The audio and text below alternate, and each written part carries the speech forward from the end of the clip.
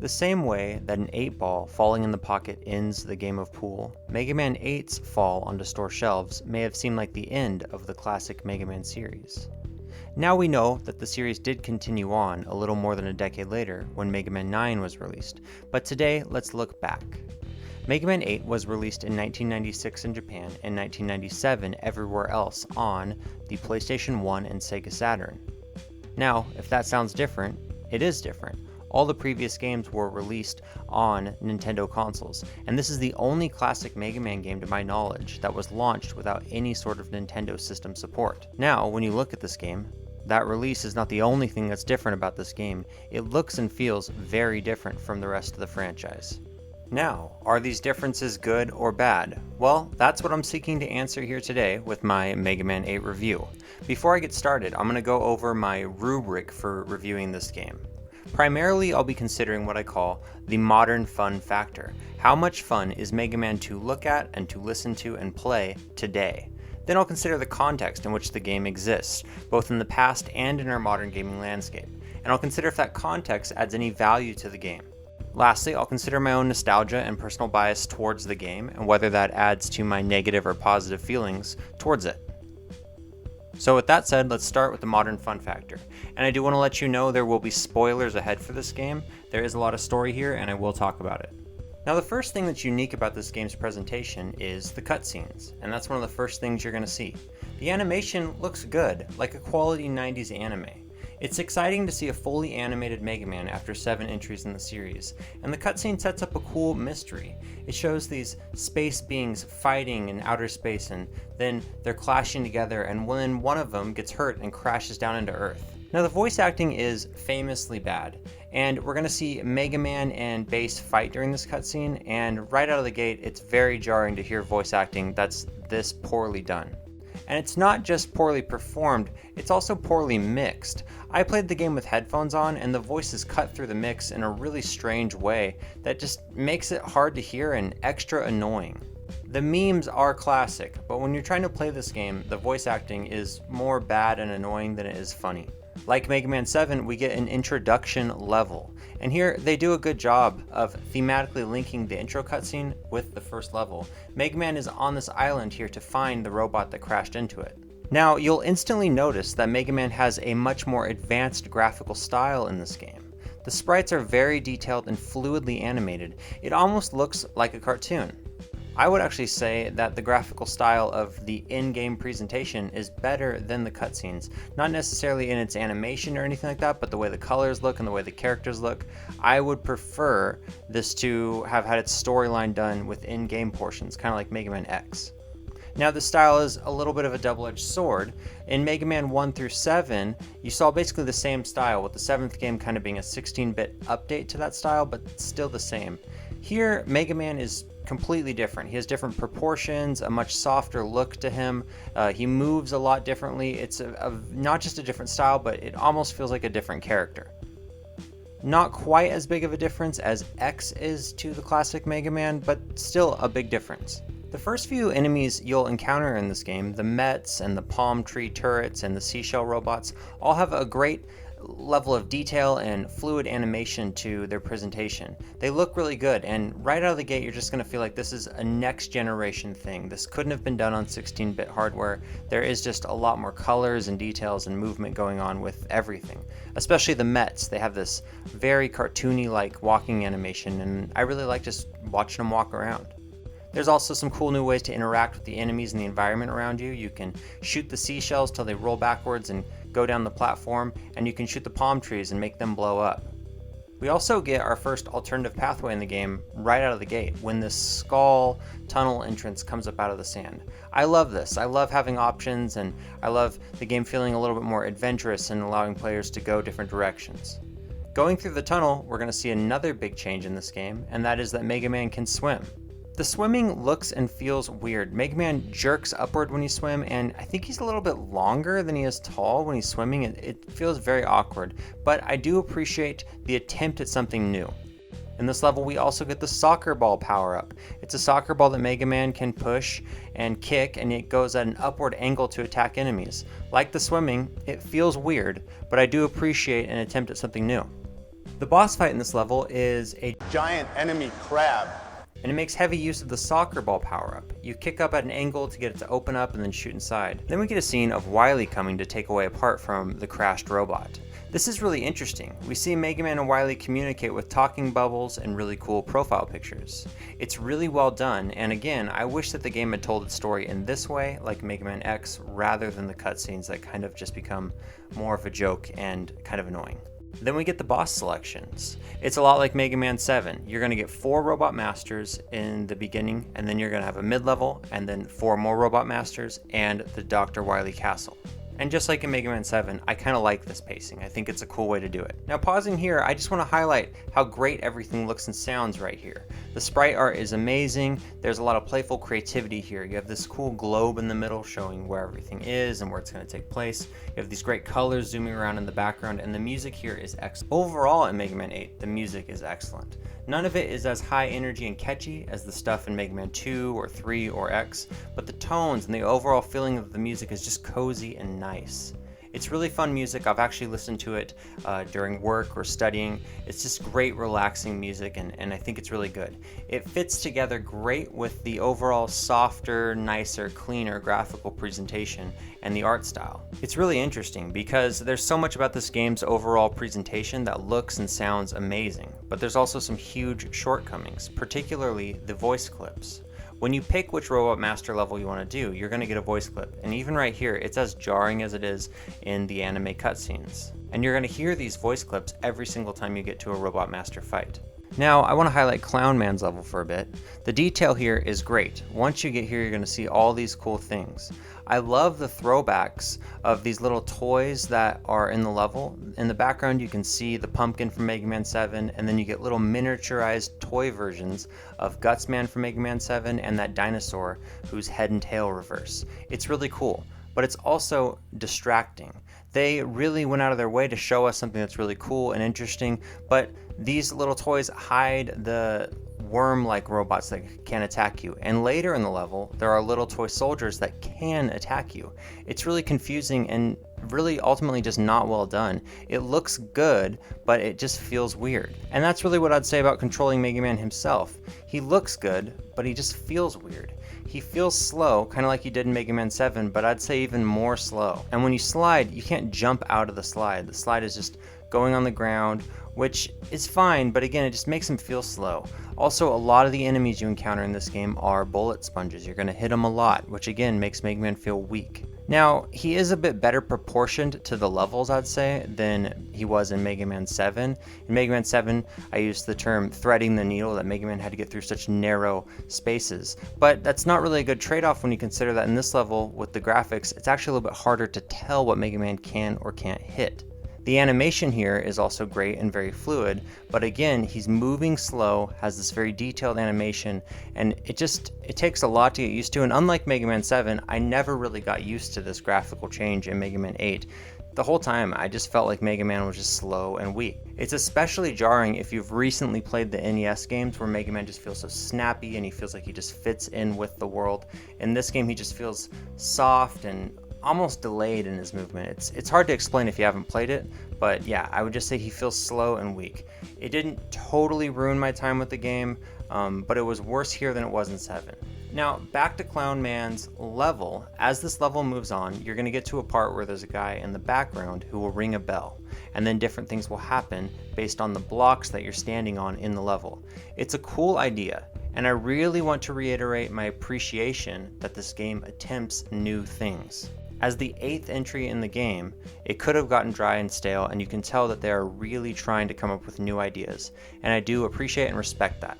Unfortunately, a lot of these ideas just do not pan out in ways that are fun to play. Like these blocks take trial and error, and then once you figure it out, then it's a breeze. Either way, it's just not really a fun mechanic. And this can be said for a lot of the new mechanics that Mega Man 8 throws at the player.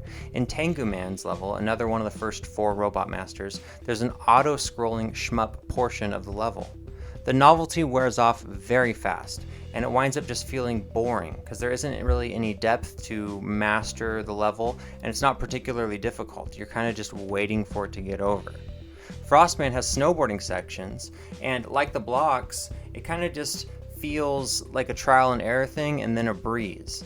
And the game will flash what movements you need to make to get through it, and it can still be kind of hard to time just because it's not very well done. That's 3 out of the 4 levels that provide a pretty significantly new gimmick to the gameplay that we haven't seen in previous Mega Man games, and 3 out of 4 of those gimmicks wind up feeling either boring or frustrating. I think overall the game would have been better off, rather than them focusing on these new gimmicky kind of things, would be to focus more so on making Mega Man feel better to control, and then the graphics more clearly communicate where Mega Man can and can't be in the level.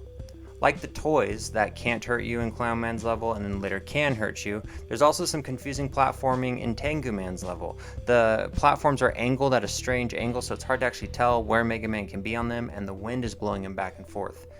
None of this is outright awful. There are truly awful 2D platforming games in the world, and I'm not saying Mega Man 8 is one of those.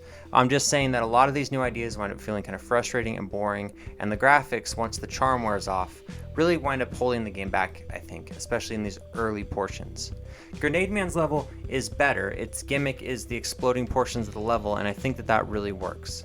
And I also want to give a shout out to the flying whale in Tengu Man's level that drops a bunch of Mets. Again, these Mets are really fluidly animated and they look cool, and it's just awesome to see this whole army of Mets being dropped off by this flying whale. It's a really cool idea, and it's definitely something they couldn't have done on older hardware. The boss fights themselves are fun enough. I didn't actually really make any notes on beating these 4 bosses because they were just fun enough. I didn't dislike them, I didn't love them, they were cool. Now I will mention the weird audio that plays every time you get to the fight. Again, it's this strangely mixed, really jarring audio clips, and I found myself really not liking it. Now, maybe I'm just being sensitive, and also speaking of me being sensitive, I really didn't like the midway loading points in the level. Again, I can't explain why the audio clips and this loading point midway through the levels really makes me feel so frustrated, but I don't think anyone would agree that the game is better because of the loading in the midway points of the levels or the audio clips. I think it kind of breaks the flow of the game, really takes me out of it, and I have this theory that these midway loading points in the levels are loading in more audio samples, and that makes me dislike it even more. Mega Man 8 has bolts like Mega Man 7, and you can use those bolts to buy items. Unlike in Mega Man 7, there's a finite amount of bullets in each level, so you'll find fewer bolts here and they are much more valuable. Also, what you can buy here is much more substantial. Among other things, you can buy items that will make Mega Man's blaster behave differently, either to have different charge shots or more blasts can be on screen at once. I really like this. It gives the game a much more adventure-like feel and adds strategy into how you can customize Mega Man. Now, after the first 4 Robot Masters, you get some cutscenes and a midway level, kind of like the museum in Mega Man 7. Paraphrasing it all, the robot from the beach at the start of the game wakes up, and Mega Man has gathered some dark energy from the Robot Masters that he has defeated. The Awoken boss sees the dark energy and flies away through the roof of Dr. Light's lab. You track him down and start the midway level. It's a fun enough level. And then you get to a quick fight with this new robot before Proto Man shows up. Now Proto Man here looks really cool, especially his scarf blowing. I wish we got to see more of him in this game. I always like Proto Man, but I'm happy we get to see him here. Mega Man also suggests in the dialogue bubble that this new mysterious robot was holding back during their fight. Mega Man follows this robot underground and is captured by one of Wily's robots. Here, Mega Man screams a lot, and again that voice acting goes past the point of being funny and becomes really annoying. The new robot, named Duo, shows up and rescues Mega Man and reveals that they need to join together to defeat the dark energy forces before Wily can get his hands on it.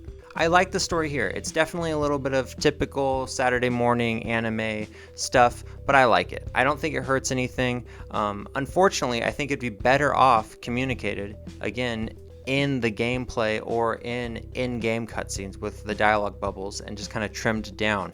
The anime cutscenes kind of wear out their welcome and they wind up feeling long, and the voice acting again is just past the point of being so bad it's funny, it's so bad it's annoying. Now we get to the second batch of Robot Masters, and I think these levels are a lot better than the first. Aquaman's level has more swimming, which is a little bit of a bummer, but the level itself is fun. There's a great midway boss on a waterfall that's really exciting, and there's some kind of puzzle Zelda-ish elements in the level where you use Mega Man's various abilities to move buoys or break apart the ceiling to find new items. I think that if they had actually put more time into this aspect of the gameplay, using the items to change the landscape, rather than the shmup stuff or the auto-scrolling stuff, I think this game overall would have been a lot better. Astroman's level is a highlight. I'm going to say it's my second favorite level in the game. There's some really cool maze-like portions with some MC Escher looking background design. Now, a lot of people might dislike these maze portions, and I'll admit I definitely got lost in them, but the thing is the game is trying so many new things, and I think here it finally finds something new that works. It feels exciting, it feels different, and I just thought it was a fun new kind of twist on Mega Man exploring in these mazes, and it was cool. Now, of all the different and unique levels in Mega Man 8, Swordman's level is the most different, and I think it's actually very Zelda-like in its structure. It's almost like a Zelda dungeon, where you go in and there's a main room, and then you go out into different portions of the dungeon to move through the level. And I'll say this is my favorite level in the game. If the game's going to make an effort to try something new, I like that, and here there's another new thing that really, really works. There's also a fight with Swordman himself at the end, and I think it's a good fight. It's got a good challenge to it, and it really felt like a classic Mega Man Robot Master fight. Searchman's level is just good, solid Mega Man design overall, and here the graphics are, good and they look great, but there's nothing that's like distracting or hard to know where Mega Man should or shouldn't be. Also, I really like how you can use Clown Man's power-up to swing from these metal parts hanging in parts of the level. And again, I would have really liked to see more of this. More of you using the Robot Master powers to change how you can traverse the level and get to new areas. It's kind of sad because I feel like with these 4 Robot Master levels, the designers are really hitting their stride. And maybe if they had put these 4 before the other 4, the Mega Man game would have made a better impression on players. Unfortunately, when we get to Wily's castle, they're not hitting their stride. The first level of Wily's Castle has an auto-scrolling portion that is extremely long and frustrating. I like auto-scrolling levels in some games, especially Donkey Kong Country, because they add a sense of excitement, whether through the graphics or through the music, and they still give the player some options and some control despite constantly moving forward. Here in Mega Man 8, the auto-scrolling level is terrible. There's no real decisions about what you can do, you're just going from point A to point B. The game, even with the signs showing you what you're supposed to do, does not clearly communicate what you're supposed to do. There's blind jumps in it that I died over and over and over again. It's really one of the most frustrating portions of any of the Mega Man games I've played through. And it's very long. It's a very long auto-scrolling portion, so even if you get to the point where you're good at certain parts of it, you're going to have to play it perfectly to get all the way to the end. Now, after the auto-scrolling part, you get this awful boss fight where the boss is, I guess, a cocoon hanging on spider webs from these 4 top parts of the level where it comes down, and it comes down from different portions kind of randomly. It's extremely frustrating. It takes a long time. You wind up spending a lot of time just waiting for him to decide where he's going to come from, and then eventually I had kind of mastered the pattern. It was just waiting and then really trying to delicately kick the soccer ball up into the right spot to get the boss. This level, between the auto-scrolling and the boss fight, leads to all these portions where you're kind of waiting for the level, and you're in situations where you're either frustrated or bored. It's really probably the worst Mega Man level I've played to this point in the franchise. I would say the moment to moment is not worse than the turret room in Mega Man 2, but the whole level is totally really bad. It's not a good level at all. Wily 2 has platforming, which is fun enough, and I like the platforming portions, and then you get into another shmup area. Now, here I'll say I really like the shmup genre. If you've looked around on my channel, you can see that I actually even made a game development tutorial on how people can make their own shmup games. I love shmup games, and I think they're really cool. But the problem with this style of game is that if you don't densely pack the level with things to do, you wind up waiting. And this is not a challenging or particularly exciting or fun shmup level. You wind up spending a lot of time just waiting, and Mega Man can take a lot of hits. It never really feels dangerous. There's no incentive for mastery. There's no cool scores that you can rack up or anything like that. And it wouldn't really fit even then, because it's just a little shoehorned, inserted shmup portion of the game. There's no way, I understand, that they could expand upon it into something with depth. There's really no reason for it to be here. And you can get all the power-ups it seems relatively quickly. You can have the robots flying with you, beat the bird, and auto shoot and stuff. And so it's a very strange decision that they would put a shmup portion into a game like this. And then you get a boss fight that's cool enough. It's fine, but again, it's not very well designed. It's boring and takes a long time. And also, Mega Man is big on the screen. It's not that you're doing anything nimble or exciting dodging bullets. It's more like kind of frustrating just finding the part of the screen that Mega Man can be in. And yeah, so the shmup levels and the auto scrolling and the cocoon fight, just for this whole chunk, you wind up being in these situations where you're either bored or frustrated. Now, Wily 3 stands out and is probably the best of the 3 Wily levels because you have the return of Bass and you have the return of the Yellow Devil, who's now the Green Devil. The Bass fight is fun, and the fight with the Green Devil, while maybe a little too easy, is really cool, and he looks really cool in this game, and it's cool to see this classic character come back to Mega Man. Wily 4 is a boss rush, classic boss rush. I always like him at the end of the game. Then you get some story with Duo and Proto Man, and then a pretty typical Wily fight where he is kind of in a skull robot, then you defeat that phase, and then he's in a smaller robot and he disappears and reappears and flies around the screen. It's stuff we've seen before, but it is fun. And as you can tell by the channel name, I am a fan of Mega Man. So I like these things, and Wily does look cool. His robot looks cool with this added graphic fidelity. It's not a bad way to end the level. Now, the ending, we get some more cutscenes, which are fine. Again, it's got the same kind of weird voice acting, but at this point we're used to it. And I actually really like the vibe of the music and the sunset with Proto Man at the end. So I'd say overall, the modern fun factor of Mega Man 8, how much fun is it to look at and to listen to and play today? To sum it all up and kind of discuss it, I would say the modern fun factor of Mega Man 8, and again, I'm biased, I'm a fan of Mega Man, I would say overall is good. There are a lot of 2D platformers in the world. Mega Man 8 is far from the worst. Now, it's far from the best. The things that hold it back are the added graphical fidelity, kind of as a double-edged sword, because at times it can be hard to see what Mega Man can and can't do, and he feels slow and kind of sluggish and weak, especially early on in the game. I'd say the level design here is pretty weak compared to previous Mega Man games. There's flourishes of brilliance, particularly Swordman's level and Astro Man's level, and the way that some of the Robot Master powers can be used to interact with the world and traverse the world differently. I think that those elements are really cool. Unfortunately, some of the new ideas that they bring to the table, the shmup levels and the auto-scrolling and some of the more gimmicky stuff, just doesn't work here. It's not fun. Just objectively, there's big portions of the game that just don't work. The music is great, but the voice acting is awful, so even the audio is a bit of a mixed bag. Listening to this game, I would recommend maybe finding a playlist of the music, but not listening to the actual music, because you're going to get those weird audio clips that quickly go from just being bad to being annoying. So I would say, in the grand scheme of gaming, the good in Mega Man 8 outweighs the bad. It is a fun game to play, and I had some fun with it. Now, in the grand scheme of the Mega Man franchise, the bad outweighs the good. It's definitely not as strong in terms of its modern fun factor as the rest of the games in the series are. Now, looking at the context in which Mega Man 8 exists, there's a lot to say. As I mentioned, this is the only game in the franchise that is in the classic franchise that launched without supporting any of the Nintendo consoles. It came out on the Sega Saturn and the PlayStation 1. It also came out at a time at which 3D graphics and polygons were all the rage. Mega Man Legends, a Mega Man game that was in 3D and had polygons, came out just a year later in Japan and a little bit later than that in North America, but either way it was around the corner.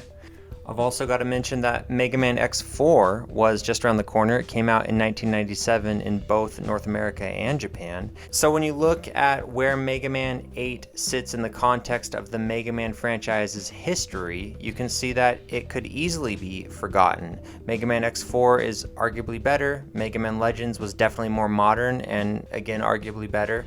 And so Mega Man 8 has definitely been forgotten. and it's definitely looked upon more negatively. Now, the sprite art in Mega Man 8 is a standout. I think it's some of the best looking sprite work ever, and Capcom at this time was crushing the sprite art world. They were releasing the Street Fighter Alpha games in the 90s and the Breath of Fire games that were coming out on the PlayStation 1. So while Mega Man 8's sprite art is amazing in the context of gaming and Capcom specifically, nothing about Mega Man 8's sprite work is particularly novel, even though again I do like it personally myself. Now, Mega Man 8 in our modern gaming context also occupies a somewhat awkward position. The Mega Man franchise went back to its classic roots with the next game, Mega Man 9, and then in Mega Man 11 they've kind of gone more modern than ever in a way that many fans seem to agree with and appreciate much more than Mega Man 8. So it's safe to say that the context of Mega Man 8 shows us that it's not really appreciated both back then and now. Now, if the game was great, I would say that this context makes the game more valuable. It makes it something I want to champion, something I want to celebrate. But the game really isn't great. It's good, and there's some stuff about it that I like, but there's some stuff about it that's really bad. And it's easy to see why it's been swept aside, and I don't think the context in which it sits really adds any value to the game. Now, my nostalgia and personal bias toward this game is interesting. I didn't play it as a kid. I actually got a Nintendo 64, and then later, because I was spoiled, got a PlayStation with Mega Man Legends. But I totally missed out on Mega Man 8. And so in my mind, I saw this game with its sprite art and kind of viewed it as like the idealized, perfect Mega Man game. And I got to briefly play it on the Anniversary Collection on the original Xbox. I played it enough to like it, but I didn't really get to play it enough time to really understand it, and I wonder if I would have liked it more back then than I do now. So I have this kind of nostalgic mindset toward this game because, again, I've kind of dreamed that this is the ultimate classic Mega Man game, that the graphics are so beautiful and the music is so great, and it's underappreciated, and I always have a bit of a soft spot towards the underdog. I really wanted this game to be great, so my personal bias is here, and it definitely, I think, makes me see this game a little bit softer than most other people would. So, in conclusion, giving this game a number, I'm going to say that I try to consider my reviews as something that kind of adds to the discussion surrounding the Mega Man games and helps us as a fan base better appreciate the series and better discuss the series. I also consider these reviews a bit of a chance to recommend the games to new players. I want Mega Man to become more popular as a franchise, and I'm clearly biased towards the Mega Man games. I call myself a Mega fan, so I'm probably appreciating Mega Man 8 more than your average gamer would. So I enjoyed Mega Man 8, but I can understand that the review serves more purposes than just saying whether or not I specifically enjoyed or liked a game, and understand that this game really doesn't have much to offer fans of the series in terms of what they expect from a Mega Man title, and I also understand that this is not a good recommendation for new Mega Man fans because it's so different from the rest of the franchise and has some significant shortcomings. So, with all that being said, I'm going to say that Mega Man 8 earns a 7.5 out of 10. I wish the game was better, I wish it was a hidden gem, and I really respect and appreciate the risks the game takes. But many of those risks do not pay off. And I love the presentation and I love the music, but I hate the voice acting.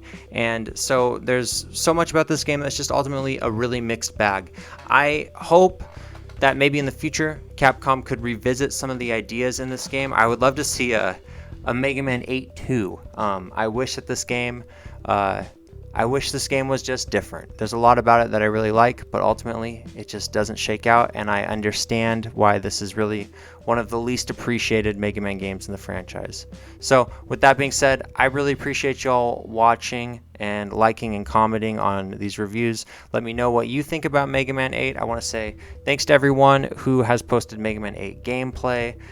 I still don't have a capture card, so I did borrow some footage for this review. I'll have links in the description to the footage I borrowed. So thanks everyone for watching, and I hope you all have a great day. Thanks, bye.